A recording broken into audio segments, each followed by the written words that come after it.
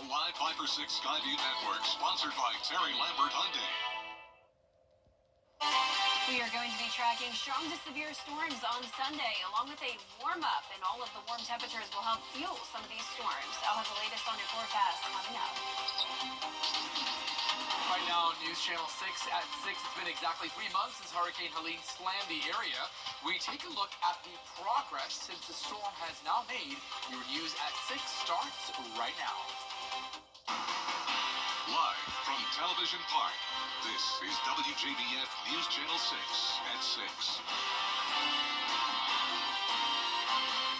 Good evening, everyone. I'm Architect Chaudhry. Thanks so much for joining us. It is Friday, December the 27th. Coverage you can count on starts right now here in Augusta. It's now been exactly 3 months since Hurricane Helene hit the Augusta area. News Channel 6's Ricky Jones takes a look at how the Garden City is recovering. In the first days following Helene, power was out across the area. Trees were down, some even inside of homes and businesses, and communities were distraught. But in the 3 months since the storm, resilience and recovery have been the name of the game. In the wake of the storm, Augusta and Evans had visits from Vice President Kamala Harris and President-elect Donald Trump, as the hurricane did not stop the highly contested presidential election last month. Immediately following the storm, FEMA issued a plan to reimburse local costs for municipalities in their debris pickup efforts. According to the Augusta debris pickup map, over 2.3 million cubic yards of debris have been picked up. During a series of town hall meetings last week, Augusta Mayor Garnett Johnson reassured citizens that debris pickup efforts will not stop after the now 120-day reimbursement period. Keep in mind, this process is not going to end. We have 120 days at 100% reimbursement. We're going to ask for an extension, but even if we don't get the extension, we're going to continue to pick up debris until we've gotten it all picked up. Right after the storm, grocery stores were hit hard due to power outages. However, the community has rallied together to give back to those hardest hit by Helene as well.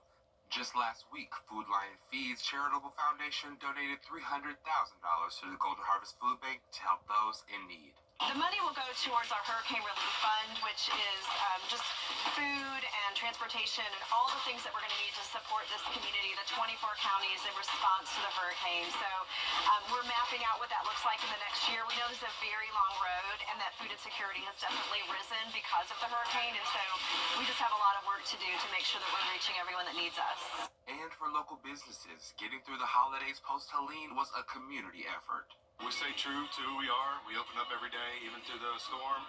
We serve $5 plates, $10 plates, just to make it reasonable for the folks around here. We donated food. We help, local schools. We really dived in. Right now, debris pickup is on pause for the holiday season. It will start back up on January 3rd. Team Rubicon also announcing that they have extended their time in Augusta until February. In Augusta, Ricky Jones Jr., WJBF News Channel 6. Ricky, thanks. FEMA has now extended the deadline for Georgians affected by Tropical Storm Debbie and Hurricane Helene to apply for help. You now have until February the 7th to apply for federal aid. That aid consists of things like rental assistance, property loss, and home repairs. For more information, you can check out the website WJBF.com on how you can apply. Next to Lincoln County, where residents have until Monday, December the 30th to put storm debris on the right-of-way. That's for people who live in the unincorporated areas of the county. Now, this is to make sure that contractors process and properly dispose of the remaining debris to get 100% federal funding. The cost of the cleanup will likely exceed $3 million. In Augusta, city officials announced upcoming changes that could impact how your water bills are paid. Starting in the new year on January the 1st, if you pay online with a credit or a debit card, you will have to pay an additional processing fee. Officials say it is to offset rising operational costs and still provide quality service. That fee does not apply, though, if you pay in person or pay with a money order, cash, or check. Time now to take a look at our first weather with Chief Meteorologist Jenna Petracci. And Jenna, a warm weekend, but we do have a little bit of rain in store, huh? Yeah, it's definitely going to be warming up. We had some chilly temperatures over the last few days, and we're also seeing some fog now on our Terry Lambert Hyundai Skyview cam. This is a view over at the Amentum Center in Aiken. Visibility is poor down to 1 mile there in Aiken, and later on tonight through Saturday morning, we will see some more fog development. Our temperature this morning was warmer due to the cloud cover, low of 46. That puts us 10 degrees above our average of 36, but the clouds limited our afternoon temperatures, high of 52, when on average we're at 6 60. So right now we're right at the 50-degree mark in Augusta, Allendale, and Barnwell. Upper 40s for the rest of us. Aiken, you're at 46, 48 in Crawfordville, and 47 in Edgefield. Winds are coming in from the northeast around 5 to 10 miles per hour. That high pressure up the east coast is still driving in the cooler air and trapping it across the area. Clouds on satellite and radar, but all of the rain is still to the west of us. Some strong storms here around Alabama ahead of this cold front. And then out to the west of that, we have another low pressure system with a cold front.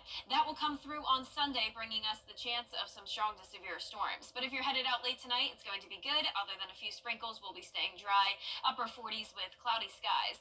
Looking ahead here, we will have those rain chances increasing to 50% on Saturday, 80% on Sunday. And check out that high, 70 degrees. But how long will those warmer temperatures last? I'll have a look at your 10-day forecast, including the first week of 2025 coming up. But back to you, Archie. All right, Jenna, thank you so much for all of those updates. A Johnson County man is now behind bars tonight after admitting that he sent obscene material to a minor. Take a look at your screen. 36-year-old Kelvin James is charged with electronically furnishing obscene material to a minor. Authorities say during the investigation, it was determined that this allegation started back in October and lasted through December of this year. He was taken into custody this morning. The Columbia County Sheriff's Office needs your help to find a missing teenager. Take a look at your screen. 14-year-old Sophia Crosby was last seen at her aunt's house on Colonial Road in Martinez around 10:30 Wednesday night. Yesterday at around 11:40 in the morning, it was discovered that she wasn't in her room. She had in fact been a runaway in the past and is believed to be with an individual named Dwight Neal. If you have any information that could help find her, you're asked to contact the Columbia County Sheriff's Office. South Carolina lawmakers will now consider a new bill that could put illegal fentanyl dealers on the hook for homicide. The pre-filed drug-induced homicide bill would target people who knowingly distribute the drug or other related substances. York County Representative Tommy Pope says he hopes that this passes, telling that it can save lives. He says the bill uses very specific language that can grant immunity to certain people. Not trying to prosecute the users. Also, there's a section that we have to be careful because we want to urge people to contact medical help. We've got a section, Article 19 in the drug code that talks about, some sort of immunity for calling for help to save lives. Under the bill, if a person who takes fentanyl dies, the dealer could be sentenced to up to 30 years in prison if convicted. The House Judiciary Committee will consider the bill when they meet for the legislative session in Columbia, South Carolina, starting in January. Switching gears, there are 8 Red Cross chapters here in the Peach State. And tonight, there is a renewed effort by the American Red Cross to have more blood donors as we approach the new year. The Red Cross says it responds to about 65,000 disasters every year, and they provide about 40% of the nation's blood supply. The Georgia chapter of the Red Cross says someone needs blood every 2 seconds. And now with holiday travel and donations slowing down, they say there is a critical need, especially with trauma patients, and to provide blood to area hospitals. This is the season for giving, and we would love for people to give with meaning. By supporting the Red Cross mission, you are helping us help people in need. There are 3 ways to give with the Red Cross. You can make a financial donation, you can sign up and make an appointment to make a blood donation, and you can also volunteer. You can give your time to support the Red Cross and its mission to alleviate human suffering. The Red Cross says you can donate blood if you are at least 17 years or older and weigh at least 110 pounds and are in good health. The Red Cross says 62% of the population can give blood, but in fact only about 3% actually donate. Well, coming up next here on News Channel 6, with the New Year celebrations ahead, many people will be planning to pop a bottle of bubbly to ring in 2025, but the classic taste of champagne might be changing. We'll take a look next. The opening day of Congress and his Savings and free design services. Lazy Boy. Long live the lazy. Welcome back, everyone. New Year's parties are up and coming, and traditionally that means a little toast with some bubbly champagne at midnight. But human-amplified climate change is now having an impact on those grapes, so it may be a little different this year when you open your bottle of bubbly. Ginger Z explains. That pop is the sound of celebration for so many, and a beloved tradition to ring in the new year. But did you know that the classic taste of champagne might be changing thanks to climate change? The Champagne region, where these bottles are made, is in the northern part of France. Since it's near the ocean, they have mild temperatures and steady rain, perfect conditions for making crisp grapes for champagne. But as temperatures rise and weather becomes more volatile, France's champagne houses are facing unprecedented challenges. The warmer temperatures mean that the acidity in the grapes is dropping while the sugar is increasing. And grapes are ripening faster, which means that the harvests are happening typically 18 to 20 days earlier than they did 20 years ago. And that shift in acidity and sugar can make champagne taste sweeter than it did in decades past. On top of the changing flavor, the number of grapes being harvested is also changing each year. But here's the good news. Russo says that the champagne industry is seasoned when it comes to climate adaptation. They've been coming up with new varieties of grapes that are even more resilient to disease. That means they could be less reliant on chemicals for pest prevention. The vision is to be net zero carbon by 2050, with 100% of the vineyard areas environmentally certified by 2030. They're implementing more sustainable wine growing methods. They're working on cleaner transportation solutions. Everyone's working toward that same goal of being sustainable and ensuring the future of Champagne. With this All right, well, speaking of change, I understand there can be a change of weather, Jenna, huh? Yeah, definitely. As we head into the weekend, we're going to see the temperatures going up, mid-60s on Saturday, 70 degrees on Sunday, and showers on Saturday, followed by storms on Sunday. I'll have your full Weather 6 forecast when we return.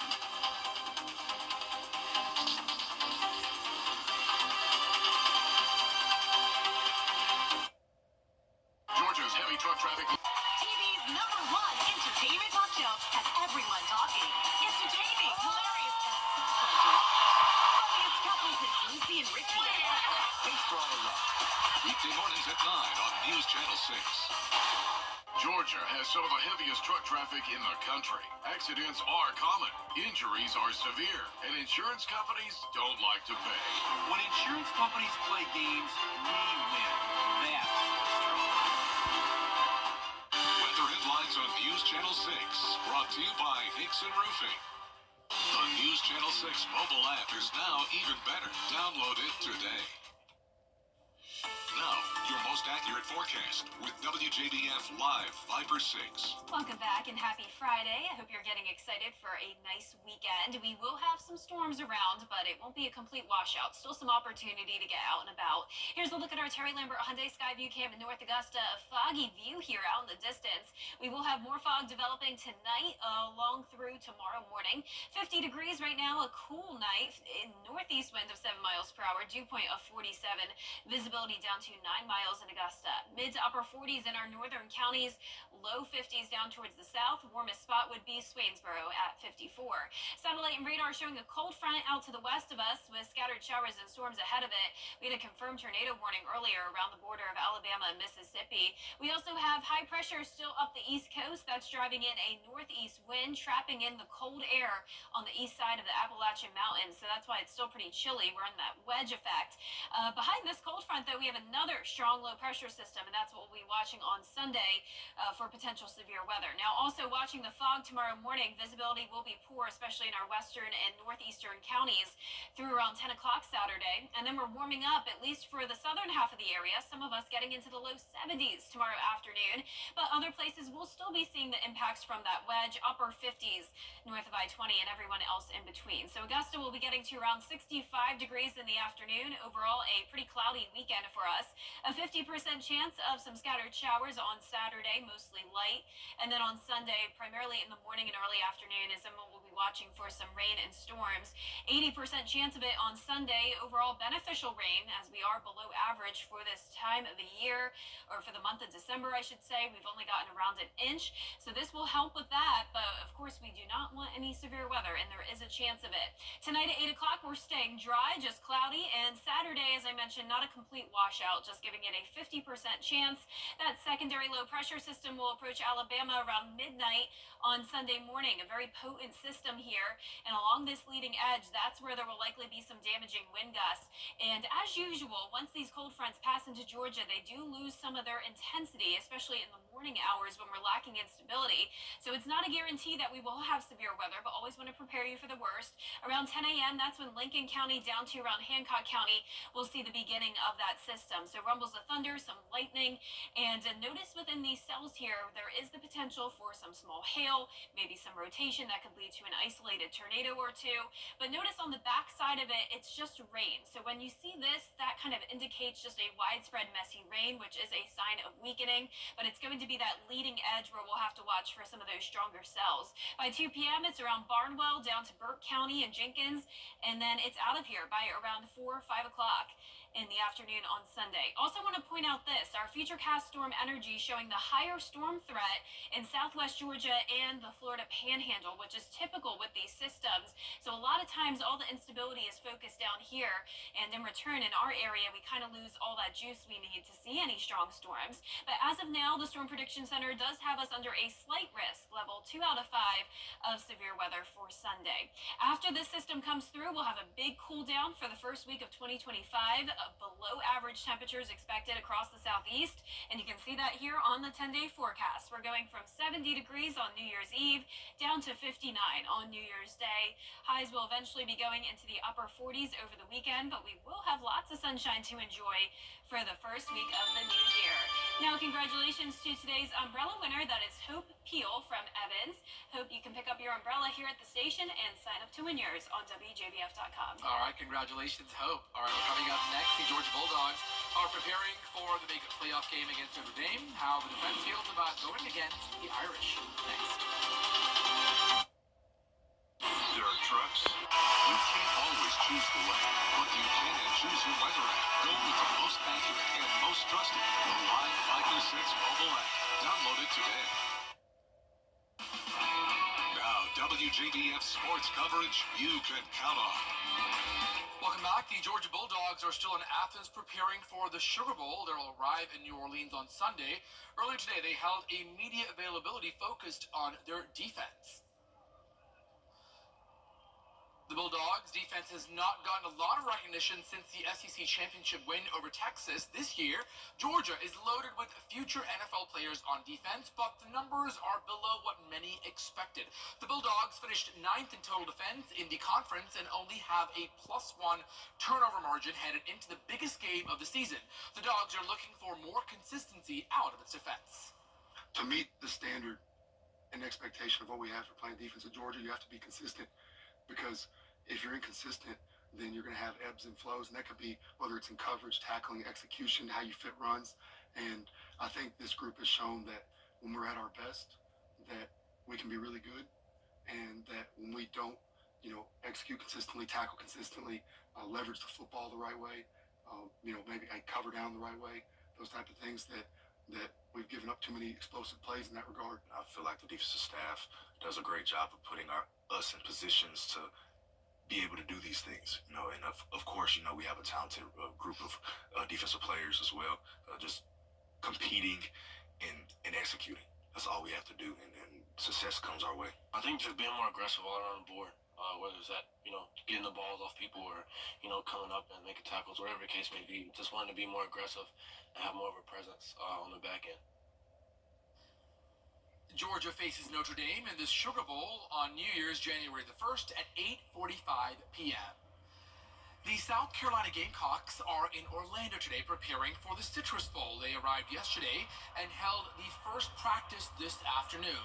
Coach Mike Shula announced today that new offense coordinator Mike Shula, will call plays in the bowl game against Illinois on New Year's Eve. Kickoff is set for 3 p.m. this Tuesday.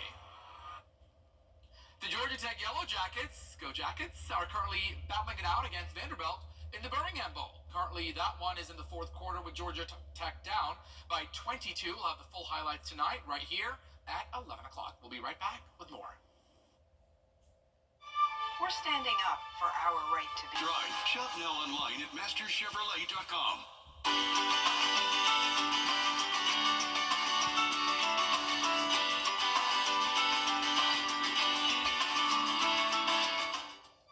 We're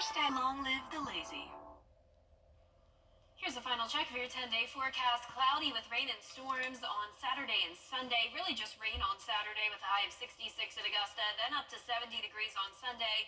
Rain and storms in the morning and early afternoon. Drying out next week, sunshine for the first few days of 2025 and cooler weather.